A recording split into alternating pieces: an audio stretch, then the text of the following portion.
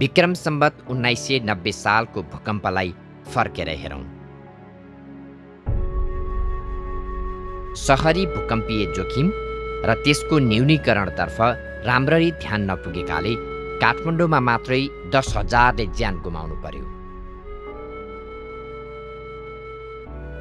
त्यसैगरी 2072 सालको गोर्खा भूकम्पमा ज्यान गुमाउनेहरूमध्ये सहर बजार क्षेत्रका व्यक्तिहरू पनि उत्तिकै थिए। गोर्खा भूकम्प लगत्तै ग्रामीण पुनर्निर्माणको विषयले जति प्राथमिकता पायो त्यसरी सहरी पुनर्निर्माण अघि बढ्न सकेन। पाकिस्तान र भारतको गुजरातमा ग्रामीण भेगको पुनर्निर्माण सिकाइ बटुलेका हामीसँग सहरी पुनर्निर्माणको अनुभव पुग्दो थिएन। सहरी पुनर्निर्माण ढिलाइका पछाडि मुख्यतः एक स्पष्ट नीतिको अभाव थियो। ग्रामीण पुनर्निर्माण र सहरी पुनर्निर्माणलाई सम्बोधन गर्ने छुट्टै नीतिको आवश्यकता थियो, तर ग्रामीण पुनर्निर्माण हावी भयो। अनुदान सम्झौताको सुरुवात दोलखाको सिङ्गटीबाट गरे पनि समग्र पुनर्निर्माणको विधिवत आरम्भ काठमाडौँको रानीपोखरी र ललितपुरको बुङमतीबाट गरिएको हो।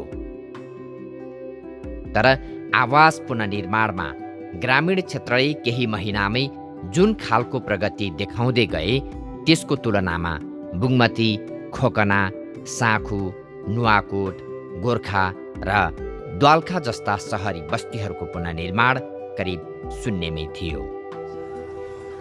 जुन टेको लगाइराख्ने घरहरूलाई अब स्थानीय व्यक्तिको नाताले हामीले चाहिँ अब पटक उहाँहरूले भन्दाखेरि पनि अब कसैको अब दाजुभाइको समस्याहरूले घर भटाउन नसकिरहेछन्, यहाँ कसैले चाहिँ आर्थिक अवस्थाको अभावले चाहिँ भटाउन नसकिरहेका छन्।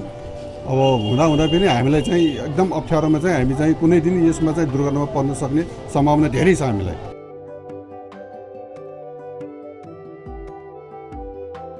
सरकारी अनुदान स्वरूप प्राप्त 3 लाख रुपैयाँले भग्नावशेष हटाउन पनि अपुग भएको सहरी घर धनीहरू बताउँथे। जग्गा सम्बन्धी विविध समस्याहरू थिए। कतिपयसँग टुक्रे जग्गा थियो जुन घर निर्माणका लागि अपुग हुन्थ्यो। कतिपय गुठी र ऐलानीमा बसेका थिए। आवासीय होस् या व्यावसायिक, अधिकांश सहरी घरहरू एकअर्कामा जोडिएका थिए।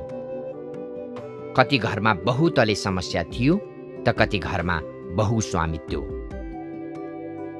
यस्ता यावत झमेलासँगै अव्यवस्थित र साँघुरा सडकबाट निर्माण सामग्री जुटाउनु पनि उत्तिकै कठिन थियो। त्यहाँ इँटा हाल्यो, तिमीले चाहिँ त्यहाँ किन बाटोमा इँटा हालेको भन्छ। जो पनि झगडा गर्न आउने, आफ्नो घर चाहिँ बनाउनलाई झगडा गर्न आउने त।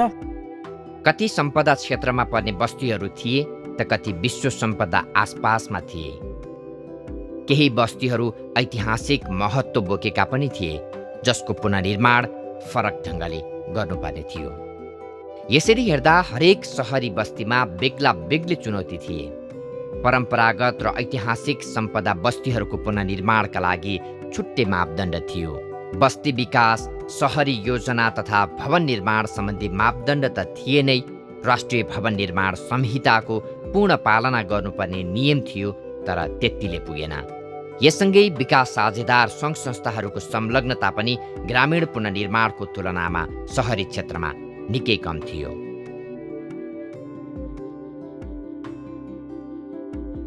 सहरी पुनर्निर्माणका यस्ता यावत चुनौतीहरूसँगै पुनर्निर्माणको सुस्तता महसुस गरी राष्ट्रिय पुनर्निर्माण प्राधिकरणले सहरी स्थानीय तह र गैर सरकारी संस्थाहरूसँग समन्वय गर्न थाल्यो।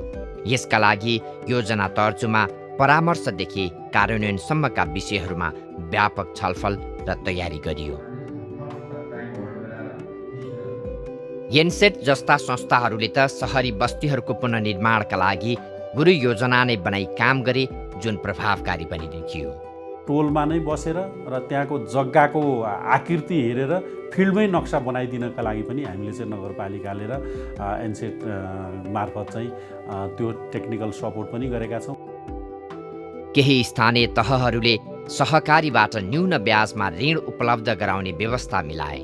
केही नगरपालिकाले प्रतिलाभग्राही थप 50,000 उपलब्ध पनि गराए। नक्सा बमोजिम पुरानै शैलीको घर बनाउँछ भने आर्थिक सहयोग गर्ने भनेर हामीले नयाँ बजेटमा त्यो व्यवस्था गर्न खोजिराखेका छौँ।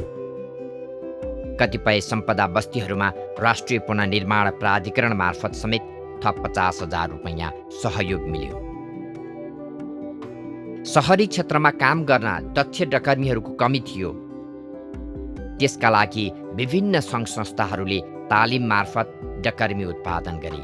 बाटोको विषय, जग्गाको विवाद, गुठी, सार्वजनिक जग्गाको कुरा सम्बन्धित लाभग्राही स्थानीय तह र आवश्यक परेको खण्डमा केन्द्रसँगको समन्वयमा समाधान गर्ने प्रयास त भयो, तर त्यो पर्याप्त भएन।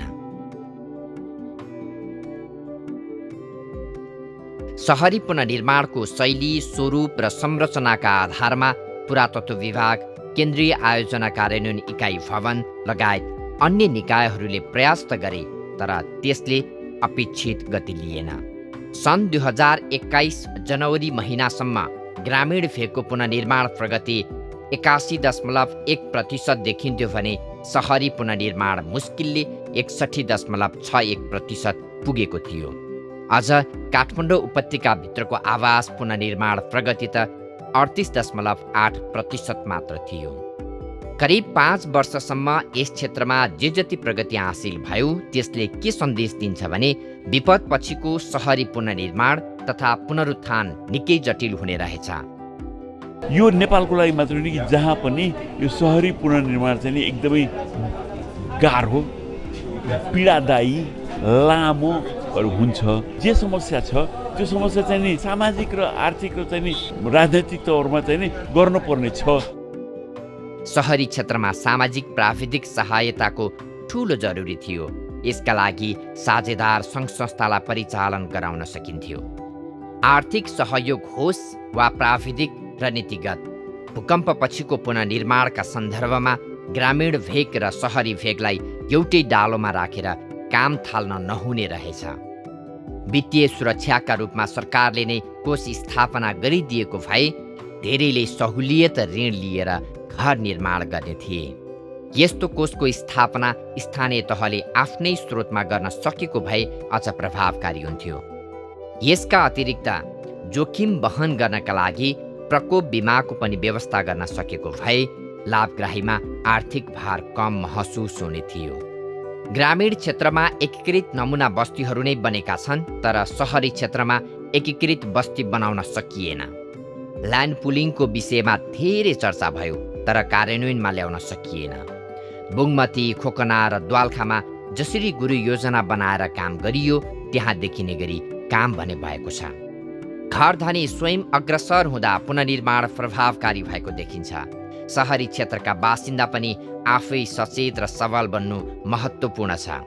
यसका साथै भविष्यमा हुन सक्ने विपद र त्यसपछिको पुनर्निर्माणका लागि महानगरपालिका र नगरपालिकाहरू मात्र नभई वडा तहमै बृहत कार्ययोजना बनाउन जरुरी छ र केन्द्रले पनि हरेक स्थानीय तह र वडाहरूको क्षमता अभिवृद्धिमा प्रभावकारी ढङ्गले काम गर्न जरुरी छ।